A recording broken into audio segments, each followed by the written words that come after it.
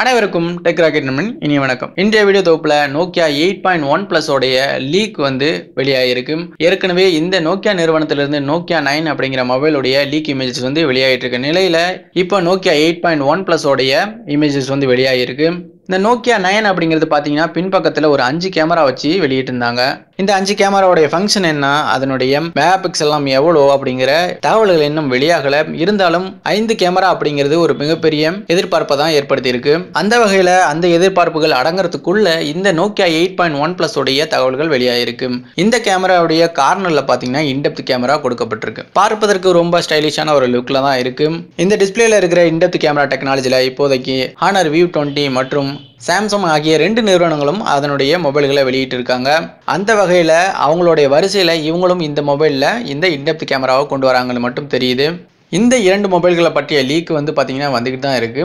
இப்போ வரைக்கும் கரண்டாக கிடைத்த தகவல் வரைக்கும் உங்களுக்கு இந்த நோக்கியா 8.1 பிளஸ் பற்றிய தகவலை நான் கொடுத்துருக்கேன். இன்னும் பல தகவல்கள் உங்களுக்கு தெரிய வரப்போ இதனை பற்றிய முழு தகவலும் உங்களுக்காக கொடுக்கறதுக்காக காத்திருக்கேன். அதுவரை உங்களிருந்து விடைபெறுவது உங்கள் டெக் ராக்கெட் நண்பன். தேங்க்ஸ் ஃபார் வாட்சிங்.